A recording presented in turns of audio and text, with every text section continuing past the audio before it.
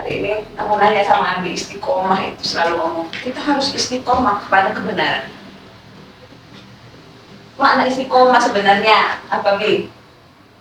Ya, istiqomah itu terus-menerus bertahan di barisan yang benar. Tentu berat. Makanya Nabi bilang syayyabatni Hud, telah membuat aku beruban karena surah Hud. Tahu kenapa? Itu mau nanya. Harus tahu. Dalam surah Hud itu ada firman Allah Ta'ala, fastaqim kama umirta. Istiqomah engkau sebagaimana itu yang dimintakan kepada. Itulah, itu yang paling berat dirasakan oleh baginda Nabi. Makanya beliau itu ucapan yang sering terdengar oleh istri beliau itu adalah berdasarkan riwayat, yang qalibal qulub tsabbit qalbi ala dini. Wahai yang membolak-balikkan hati, tetapkan hatiku di dalam agamamu. Maksudnya tidak ya oleng kalau bahasa orang sekarang, oleng, mudah berubah, atau mudah kalau bahasa orang sekarang mudah dibayar, mudah dipengaruhi, tidak konsisten kepada garis perjuangan, dan seterusnya. Jadi itu doanya. Tapi kan sebenarnya kalau berubah ya, manusia itu kan memang sifatnya baru berubah. Jadi keistiqomahan yang dipahami di sini sebenarnya adalah benar, jalan pada jalan kebenaran, gitu ya. Tapi kan itu tadi bilang tidaklah mudah, sangatlah berat. Kira-kira kalau ini kondisinya sekarang nih ya, kalau kita cerita kondisi sekarang ini dengan godaan yang macam-macam yang hadir, gitu. Bagaimana menyikapinya? Ini mungkin berbeda segmen. Kalau anak-anak muda itu banyak godaan mungkin dengan waktu yang terbuang begitu saja. Itu ringan ya. Ini yang mana nih cerita istiqomah ini berkaitan dengan mungkin sekarang? Istiqomah ini perannya itu dalam konteks pengkhianatan. Tadi mau mancing itu sebenarnya.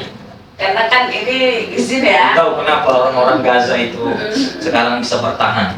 Nah, itu. Tidak diketahui strategi mereka, hampir 80 hari perjuangan melawan Israel. Karena setelah datangnya Yahya Sinwar, nanti silakan cari sendiri nama ini. Semua mata-mata yang anti Gaza itu diberesin semua, sehingga tidak bisa diketahui lagi oleh orang-orang Israel itu strategi apa yang dimainkan oleh pasukan di Al-Qassam dari Hamas.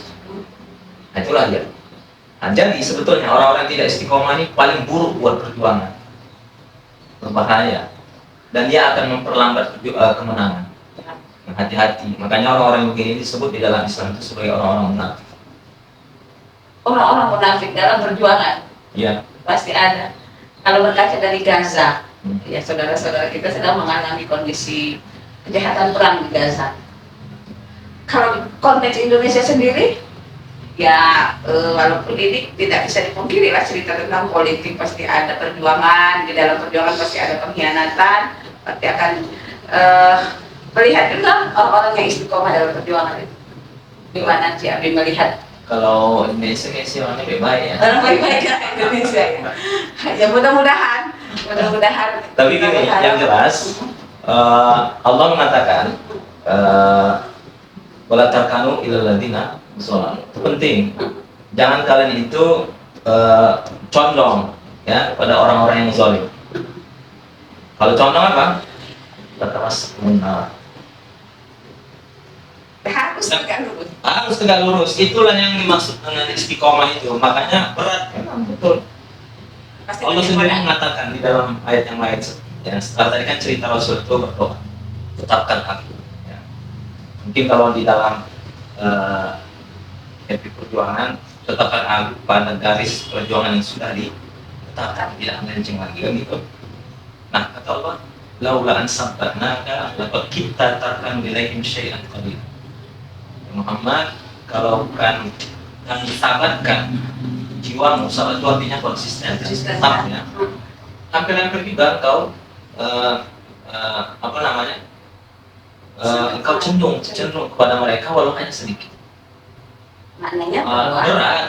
Nah, makanya jangan pernah lepas hubungan koneksi kita dengan Allah.